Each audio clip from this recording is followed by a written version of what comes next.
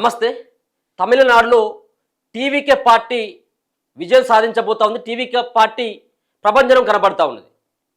దరిదాపుగా టీవీకే పార్టీకి 100 నుంచి 110 స్థానాలు వచ్చేటువంటి అవకాశం స్పష్టంగా కనబడతా ఉన్నది. ఇప్పటికే 106 అసెంబ్లీ స్థానాల్లో టీవీకే పార్టీ బలపరిచినటువంటి అభ్యర్థులంతా కూడా ముందంజలో ఉన్నారు. అంటే సరే ఎటైనా కానీ ఒక 5 అటు 5 ఇటు కావచ్చేమో తప్పించి మొత్తానికైతే 100 క్రాస్ అయ్యేటువంటి అవకాశమే కనబడతా ఉన్నది.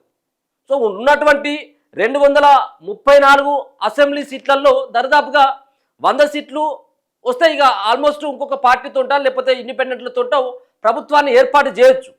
సో ఇది ఒక రకంగా ఉన్నప్పటికీ టీవీకే పార్టీ అధినేత అయినటువంటి విజయ్ పరిస్థితి ఏంటిది?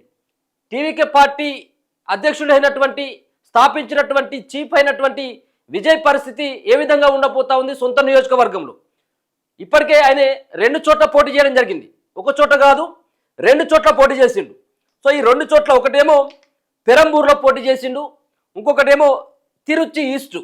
సో ఈ 2 నియోజకవర్గాల్లో ఆయన పోటీ చేయడం జరిగింది. ఈ 2 నియోజకవర్గాల్లో విజయ్ గెలుస్తాడా? కనీసం ఒక చోట అయినా గెలిచేటువంటి అవకాశం ఉంటుందా? ఒకవేళ గెలవకపోయినట్లయితే పరిస్థితి ఏంటిది?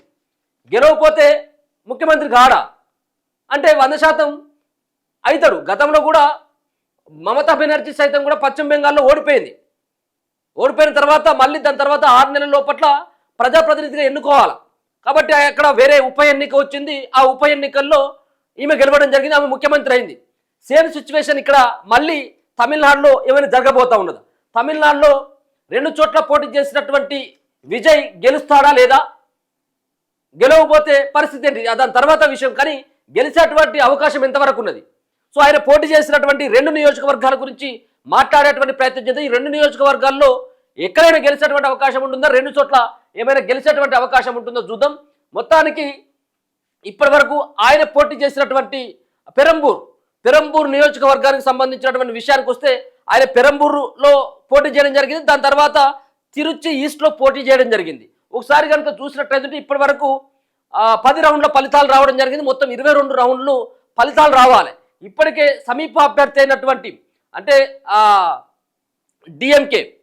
డిఎంకే పార్టీ అభ్యర్థి పైన దాదాపుగా 23,207 ఓట్ల లీడ్లో అంటే మెజార్టీతోటి ఈ యొక్క పెరంబూర్లో విజయ్ యొక్క ప్రభంజనం కనబడతా ఉన్నది. ఇప్పటి వరకు 55,344 ఓట్లు విజయ్కి వస్తే ఇక్కడ సమీప అభ్యర్థి అయినటువంటి శేఖర్కి 32,137 ఓట్లు వచ్చినాయి. 23,207 లీడ్లో ఇప్పటి వరకు అయితే కొనసాగుతూ ఉన్నాడు. ఇక్కడ గెలిచేటువంటి అవకాశం అయితే కనబడతా ఉన్నది. ఇక్కడ ఉన్నటువంటి పెరంబూర్లో. సో ముఖ్యంగా మొదటి నుంచి కూడా ఫోకస్ అంతా కూడా పెరంబూర్లోనే పెట్టడం జరిగింది. కాబట్టి ఒక చోట కాకపోయినా 2 చోట్లనే పోటీ చేయొచ్చు. ఎందుకంటే గెలిస్తే మళ్ళీ దాని తర్వాత వేరే విషయం.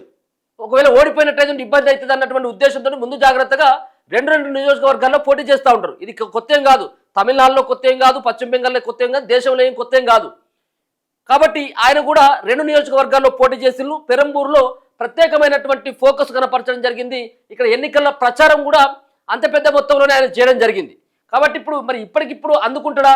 ఇంకా 12 రౌండ్ల ఫలితాలు రావాల్సినటువంటి అవసరం ఉన్నది. 12 రౌండ్లకు సంబంధించినటువంటి ఈవీఎంలను ఓపెన్ చేయాలి. మరి 12 రౌండ్లలో ఈ యొక్క 23,207 ఓట్లని క్రాస్ చేసేటువంటి అవకాశం శేఖర్ డిఎంకే పార్టీ అభ్యర్థికి ఉంటుందా అంటే కొంత కష్టంగానే ఉన్నది. ఇంత మెజార్టీని దాటడం కష్టమే. కాబట్టి ఇక్కడ ఆయన ఎమ్మెల్యే గెలిచేటువంటి అవకాశం అయితే స్పష్టంగా కనబడతా ఉంది. దీని తర్వాత పోటీ చేసినటువంటి నియోజకవర్గం Trichy east. So Trichy east కూడా ఆయన పోటీ చేయడం జరిగింది. సో ఒకసారి చూసుకోవచ్చు, ఆయనే ఇక్కడ చూసుకోవచ్చు. జోసెఫ్ విజయ్ ఇప్పటి వరకు లీడింగ్లో 13,879 లీడ్లో ఉన్నాడు. ఎంత? 13,879 ఓట్ల లీడ్లో ఆయన కనపడతా ఉంది. సమీప అభ్యర్థి ఇక్కడ కూడా సేమ్ డిఎంకే సంబంధించినటువంటి అభ్యర్థి, అన్న డిఎంకే కాదు, డిఎంకే పార్టీకి సంబంధించినటువంటి స్టాలిన్ పార్టీకి సంబంధించినటువంటి అభ్యర్థి ఈయన కంటే 13,879 ఓట్ల వెనుకంజలో ఉన్నాడు. అంటే ఇక్కడ మరి ఈ లీడ్ను కొంత అందుకునేటువంటి అవకాశం అయితే కనబడతా ఉంది. అక్కడేమో దరిదాపుగా 23,000 ఓట్ల లీడ్లో అక్కడ పెరంబూరులో కనబడతా ఉంటే ఇక్కడ కేవలం 13 నుంచి 14,000 లీడ్లో మాత్రమే విజయ్ కనపడతా ఉన్నాడు. సో చూడాలి, ఇంకా సగం రౌండ్లు మాత్రమే అయిపోయినాయి. 11 రౌండ్ల ఫలితాలు మాత్రమే రావడం జరిగింది.